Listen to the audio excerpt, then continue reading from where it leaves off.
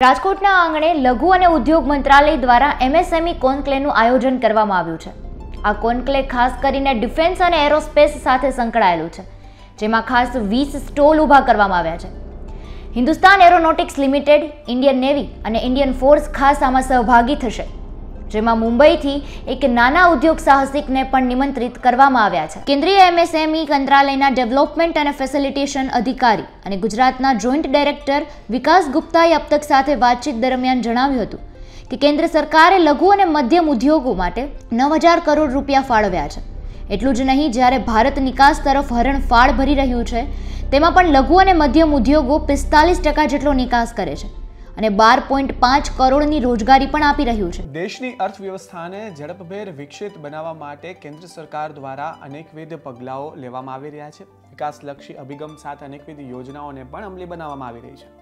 સરકારનો મુખ્ય હેતુ એ છે કે 2025 સુધીમાં ભારતની જે અર્થવ્યવસ્થા છે તે $5 ટ્રિલિયન ઇકોનોમીએ પહોંચે, જેના માટે સૌથી મહત્વપૂર્ણ પરિબળ એ છે કે આપણા જે ઉદ્યોગો છે તેને કઈ રીતે વિકસિત કરી શકાય, બેઠા કરી શકાય, નવા સ્ટાર્ટઅપ જે છે, મેક ઇન ઇન્ડિયા પ્રોજેક્ટ છે, આ તમામ જે મુદ્દાઓને ચરિતાર્થ કરવા માટે સરકાર દ્વારા અનેકવિધ યોજનાઓ અને કાર્યક્રમો હાથ ધરાઈ રહ્યા છે। ત્યારે કહી શકાય કે હાલ રાજકોટના આંગણે ministry of MSME development and felicitation ગુજરાતના વિકાસ ગુપ્તા અત્યારે હાલ આપણી સાથે જોડાયા છે। આપણે એમની સાથે સીધી વાતચીત કરીશું અને જાણીશું કે ગવર્મેન્ટના કયા એવા પ્રોજેક્ટ છે, क्या एवं पगलाओ है कि जे एमएसएमई एटले के लघु और मध्यम उद्योगों ने बैठा करवा माटे कारगर निवड़शे।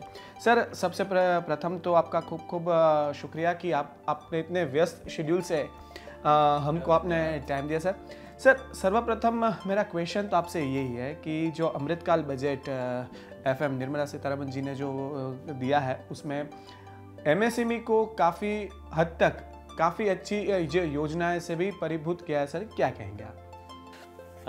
एमएसएमई को बहुत ध्यान में रखा गया है इस बजट में भी, और बहुत सारी चीज़ों की घोषणा की गई है। बहुत सारी ऐसी बातें हैं जिससे एमएसएमई सरलता से, सहजता से, दक्षता से काम करते हुए आगे बढ़े। जैसे कि credit link capital subsidy scheme है, इसके ऊपर बात की गई है। इस पे जो इंटरेस्ट रेट होता है उसको घटाने की बातें हो रही हैं, और इसके अलावा एक 9000 करोड़ रुपए इसके लिए दिए गए हैं। सरकार ने इसको एक जो फंड है उसमें बहुत ज़्यादा इजाफा किया है। इसीलिए किया है कि कोलेटरल फ्री लोन मिल सके, वर्किंग कैपिटल का अच्छे से काम हो सके। इसी तरह से निर्मला सीतारमण जी ने विश्वकर्मा जो दस्तकार हैं, आर्टिजन्स हैं, ब्लैक स्मिथ हैं, गोल्ड स्मिथ हैं, मैसन हैं, या जो हाथ से काम करने वाले लोग हैं, उनके लिए भी विशेष योजना लाने की बात हो रही है, जिसमें उनको टेक्नोलॉजी की बात, उनकी स्किल की बात, उनको इजी क्रेडिट मिल सके, उनका एक वो स्किल कैसे एनहेंस हो सके, किस तरह से एक्सपोर्ट का बढ़ावा हो सके, उस पर एक स्कीम लाई जा रही है।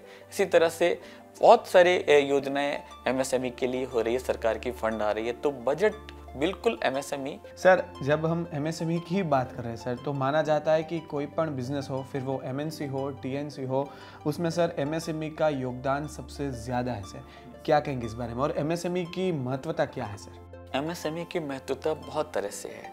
जीडीपी में बहुत बड़ा कंट्रीब्यूशन है, 30% तक। एक्सपोर्ट में 45% से ज़्यादा कंट्रीब्यूशन की बात है, हमारे जीडीपी से आती है। और ऑर्गेनाइज अनऑर्गेनाइज सेक्टर को मिलाएं तो जो आंकड़े बताते हैं, करीब 11.5-12 करोड़ लोगों को रोजगार मिलता है। 5.5 करोड़ से ज़्यादा एमएसएमई इकाइयाँ हैं। और अब जब से इसको रजिस्ट्रेशन को, उद्यम रजिस्ट्रेशन, जिसको बहुत ही सरल, सहज और आसान बना दिया गया है, एक पोर्टल को अधिकार दे दिया गया है कि एक व्यक्ति जाए जो अपना खुद का काम कर रहा है, चाहे वो मैन्युफैक्चरिंग कर रहा हो, चाहे सर्विस कर रहा हो, चाहे ट्रेड कर रहा हो, सभी एमएसएमई के पार्ट हैं। वो अगर आते हैं और अपना रजिस्ट्रेशन कराते हैं तो 24/7 udyam.registration.gov.in पर जाकर के अपना रजिस्ट्रेशन कर सकते हैं, बिना पैसा दिए हुए, बिना किसी डॉक्यूमेंट के। उनको केवल इन्फॉर्मेशन देनी है, अपनी सूचनाएं देनी है, और आपका रजिस्ट्रेशन हो जाता है। तो ये एक प्रयास चल रहा है सरकार का कि जो इनफॉर्मल सेक्टर में हमारी जो माइक्रो एंटरप्राइजेज हैं वो भी फॉर्मल सेक्टर में आए और रजिस्टर हो पाए। तो ये सारे के सारे काम हो रहे हैं। तो इस तरीके से बहुत सारी जो चीज़ें हैं और योजनाएं आगे बढ़ा रही हैं सरकार की, एमएसएमई को स्ट्रेंथ दे रही हैं। अब रही बात, जैसा आपका सवाल था कि एमएसएमई की महत्वता क्या है, बहुत महत्वता है एमएसएमई की। जितने भी बड़ी कंपनियां हैं, चाहे देसी हों, विदेशी हों, जितने भी पब्लिक सेक्टर्स हैं, वो कहीं न कहीं प्रत्यक्ष या परोक्ष रूप से एमएसएमई से जुड़े हैं। उनके कंपोनेंट बनते हैं, उनकी सर्विसेज यहाँ से मिलती हैं, उनके बहुत सारी जो सप्लाई चेन है वो यहाँ से मेंटेन होती है। तो एमएसएमई और लार्ज इंडस्ट्री साथ साथ चलती हैं। अगर गिनती की बात करें तो 99% तो एमएसएमईज ही हैं, चाहे ऑर्गेनाइज या अनऑर्गेनाइज में है। तो ये सारा का सारा कृषि के बाद दूसरा क्षेत्र जो रोजगार देता है। और अभी जो आंकड़े आ रहे हैं, जो अभी रजिस्ट्रेशन होते जा रहे हैं हमारे, और 10 लाख से ऊपर तो गुजरात में ही रजिस्ट्रेशन हो चुके हैं। तो ये जो रजिस्ट्रेशन के आंकड़े आ रहे हैं ये बताते हैं कि करीब 8 के आसपास का एवरेज है पर ऑर्गेनाइजेशन पर यूनिट एम्प्लॉयमेंट का। तो ये आंकड़े अगर ऐसे ही अगर इस पे आगे आते हैं तो मुझे लगता है कि कृषि के बाद दूसरा क्षेत्र है, कहीं हम वहाँ कृषि क्षेत्र को भी टक्कर देंगे इस एमएसएमई के रोजगार के हिसाब से। तो बहुत महत्वता है इसकी। सर, केंद्र सरकार और हमारे प्राइम मिनिस्टर की बात की जाए तो उनका एक लक्ष्य है, उनका एक टारगेट है जो डिसाइडेड है कि बाय 2025 हमारी जो इंडियन इकोनॉमी है वो $5 ट्रिलियन पे पहुंच सकती है, और उसके चलते सारे जो कार्य है वो किए जा रहे हैं। सर मैं आपसे ये पूछना चाहूँगा कि ये लक्ष्य में हमारा एमएसएमई जो डिपार्टमेंट है, हमारा जो एमएसएमई उद्योग है सर, वो किस हिसाब से सहभागी हो सकता है उसमें? सहभागिता के एमएसएमई एक जैसा रीढ़ है हमारी पूरी की पूरी इकोनॉमी की, और एमएसएमई का योगदान इसको $5 ट्रिलियन लेके आएगा। जो प्रधानमंत्री जी का सपना है वो जल्दी साकार होगा। और इसके लिए देखिए ना आप कितना तेजी से बढ़ रहा है। कोविड पीरियड निकला, उसके बावजूद भी हम 3 मिलियन 3.5 मिलियन आ रहे हैं, और हम किस तेजी से बढ़ रहे हैं। पूरी दुनिया के अंदर हमारे जो नंबर है 6ठे 5वें 4थे स्थान तक आगे आ गया है। हम धीरे धीरे हो सकता है हम अगले कुछ महीनों में तीसरे स्थान पे भी आने वाले हैं। तो $5 ट्रिलियन इकोनॉमी एक सपना नहीं, हकीकत है जो जल्दी ही होगी। और एमएसएमई का उसमें पूरा कंट्रीब्यूशन है। मैन्युफैक्चरिंग सेक्टर की कॉम्पिटिटिवनेस आ रही है। मैन्युफैक्चरिंग सेक्टर का जो और सर्विस सेक्टर के हमारे जो काम है वो यहाँ के लोकल नहीं होकर के ग्लोबल हो गए हैं, ग्लोबल बिजनेस कर रहे हैं। एक छोटी छोटी इकाई है जो 20-20, 40-40 देशों में अपने जो माइक्रो एंटरप्राइजेज हैं वो भी एक्सपोर्ट कर रहे हैं।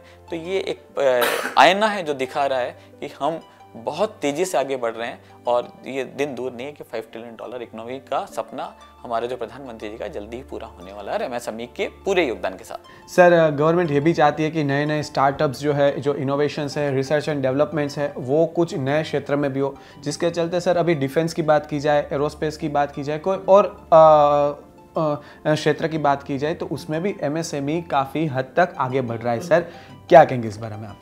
देखिए, स्टार्टअप कल्चर इंडिया में पिछले 8 सालों में जिस तेजी से आगे बढ़ा है उसका एक आप पूरा सीधा एक ही पैमाना मान लीजिए, यूनिकॉर्न पहले हमारे सालों में बढ़ते थे, फिर महीनों में बढ़ने लगे। अभी तो हर हफ्ते एक यूनिकॉर्न ऐड हो रहा है। हम लोग हमारा पूरी दुनिया के अंदर हम स्टार्टअप के अंदर जो ग्रोथ है उसमें फास्टेस्ट ग्रोथ के अंदर है।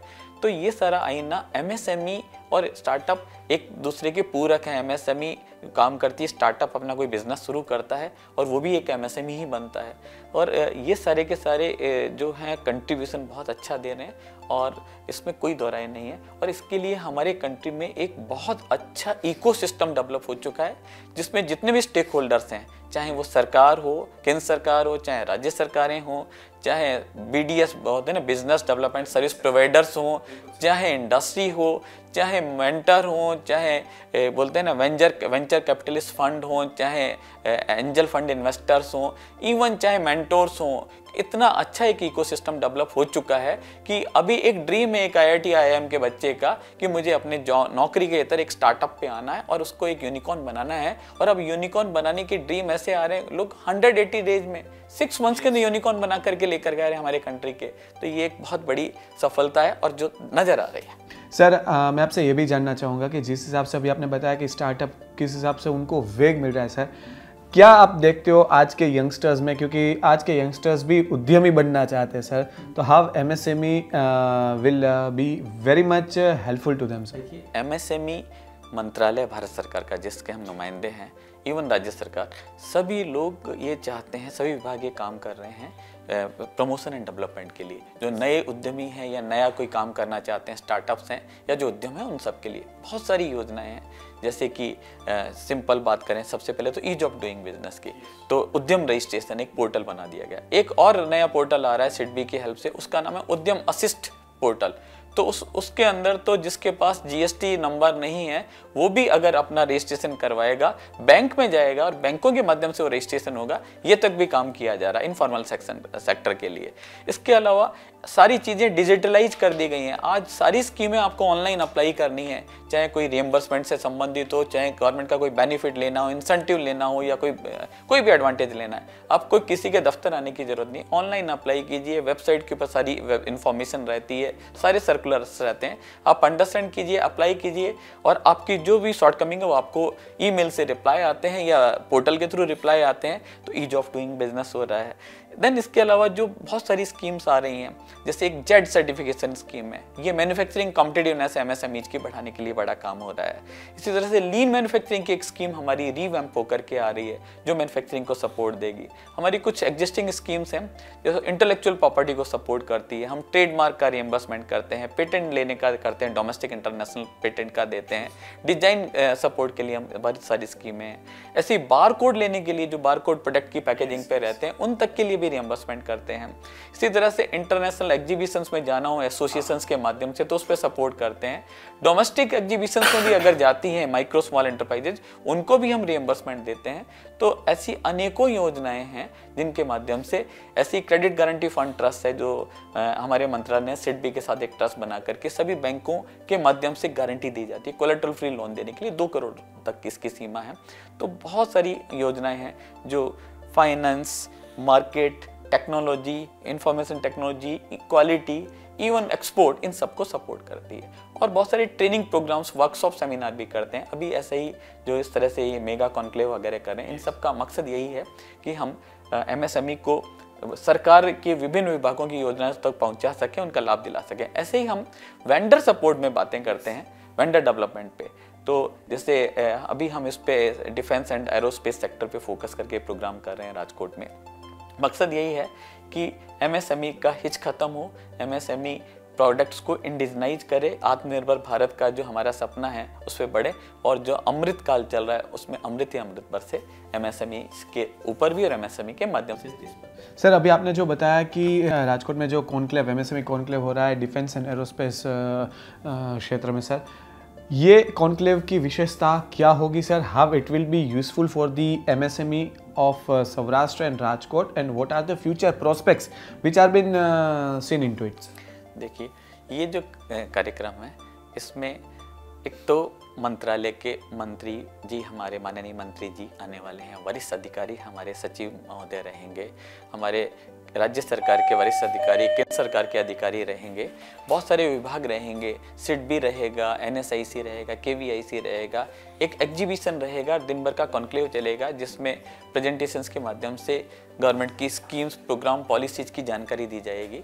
साथ ही साथ इसमें हमने विशेष सत्र रखे हैं, एरोस्पेस और डिफेंस सेक्टर के लोग आएंगे और वो आकर के बताएंगे कि उनकी परचेज की रिक्वायरमेंट्स क्या हैं, वो इंडिजनाइजेशन जो कर रहे हैं, स्वदेशीकरण कर रहे हैं, उसमें एमएसएमईज किस तरह से जुड़ के योगदान दे सकती हैं, और उनको समझने का एक अवसर होगा, डायलॉग देने का अवसर होगा।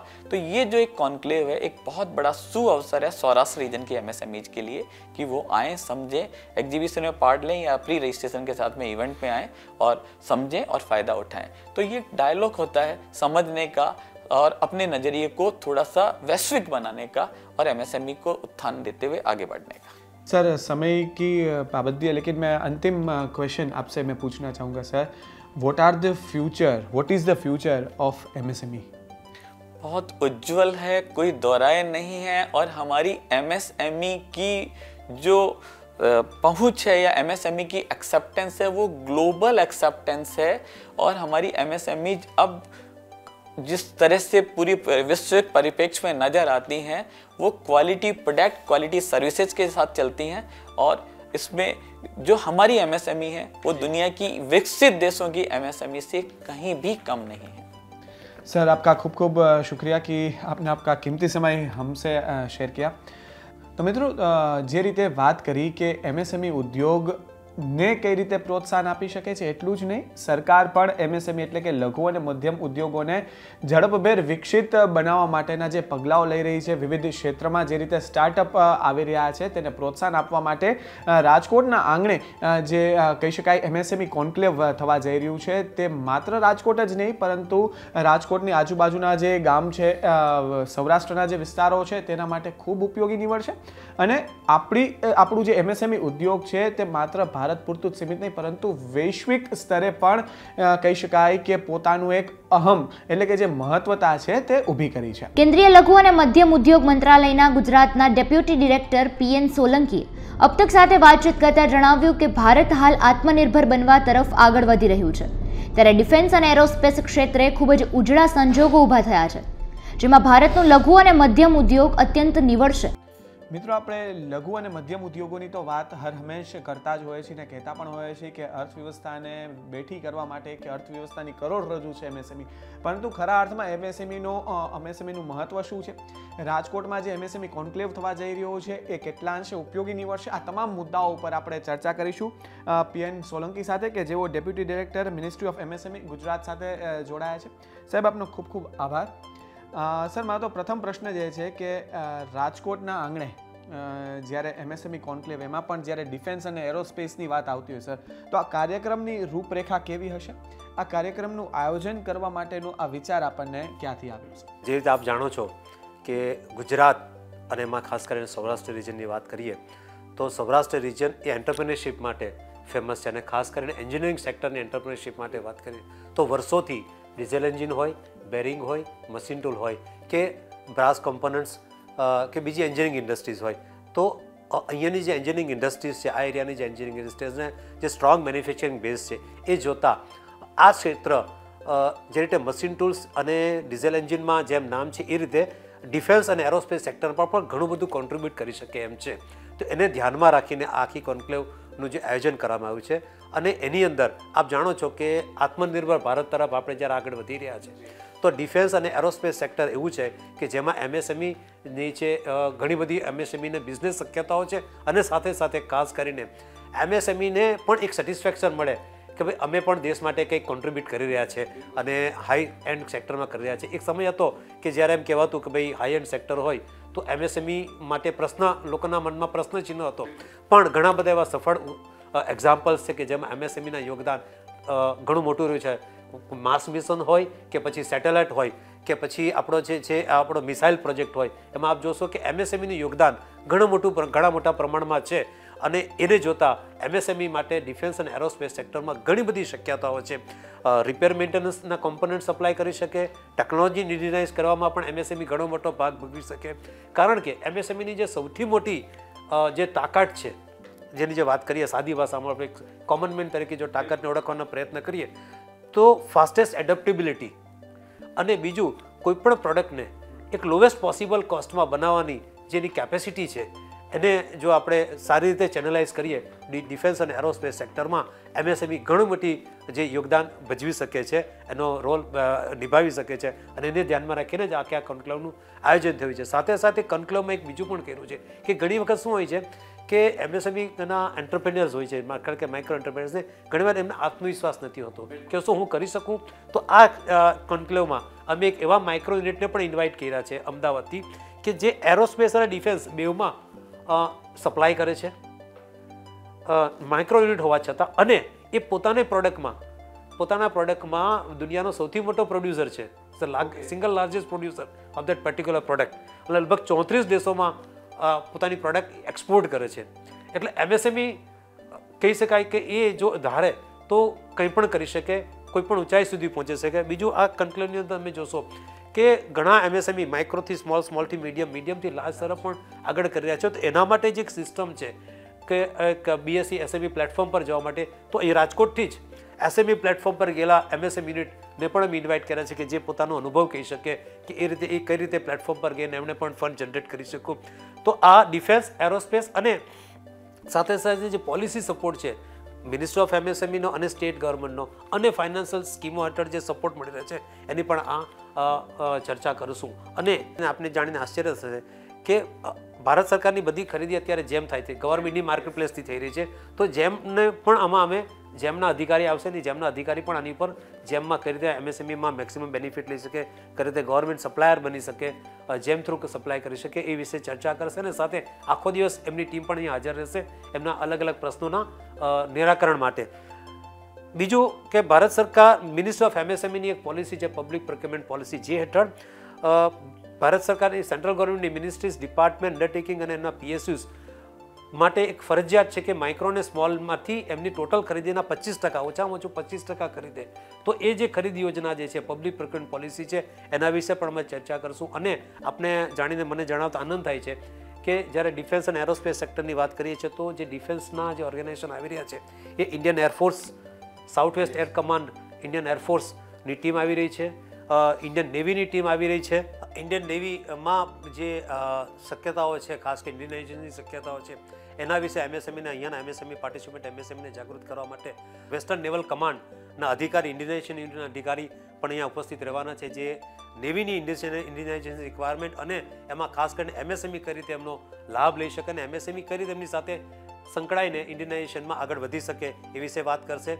હિન્દુસ્તાન એરોનોટિક્સ લિમિટેડ HAL લખનૌથી પણ એક ટીમ આવી રહી છે, જે હિન્દુસ્તાન એરોનોટિક્સની રિક્વાયરમેન્ટ અને એમાં એમએસએમઈ કઈ રીતે એ લોકો સાથે સહયોગ કરી શકે, ટેકનોલોજી માટે, સપ્લાય માટે કરી શકે એ બાબત પણ આમાં જે છે આ કન્ક્લેવમાં ચર્ચા થવાની છે. એ સાથે સાથે prime minister employment generation programme જે છે એના જે લાભાર્થીઓ છે એ લાભાર્થીઓ પણ જે છે એ લાભાર્થીઓ પણ એમની સામે આવીને કહેશે કે ભાઈ અમે જે એન્જિનિયરિંગ ઇન્ડસ્ટ્રી શરૂ કરી શકીએ છીએ અને કરી છે એનું એ લોકો સામે કહેશે. તો આખો જે પ્રોગ્રામ છે એ પ્રોગ્રામ આ રીતે પ્લાન કર્યો છે કે માર્કેટ, ટેકનોલોજી અને સાથે સાથે ફાઇનાન્શિયલ સપોર્ટ અને પોલિસી સપોર્ટ, આ રીતે આખી એક દિવસીય આ કોન્ક્લેવનું આયોજન કરવામાં આવ્યું છે. સાહેબ, ખૂબ સરસ આયોજન છે. ત્યારે જાણવાનું આપની પાસેથી એ પણ મન થાય કે સાહેબ, સૌરાષ્ટ્ર અને રાજકોટની વાત કરીએ, એમએસએમઈનું હબ પણ માનવામાં આવે છે. આપે જેમ જણાવ્યું એન્જિનિયરિંગ ક્ષેત્રે, શું પ્રોસ્પેક્ટ્સ આપ જોઈ રહ્યા છો, શું ભવિષ્ય આપ જોઈ રહ્યા છો એમએસએમઈનું સૌરાષ્ટ્ર અને રાજકોટમાં? ખાસ સૌરાષ્ટ્ર અને રાજકોટના એમએસએમઈની ભવિષ્યની વાત કરીએ તો ઘણું ઉજ્જવળ ભવિષ્ય છે. કારણ કે એમએસએમઈ સેક્ટર જે છે એ ભારતની ઇકોનોમીમાં, દેશની ઇકોનોમીમાં અગત્યનો ભાગ ભજવે છે, અગત્યનો હિસ્સો છે.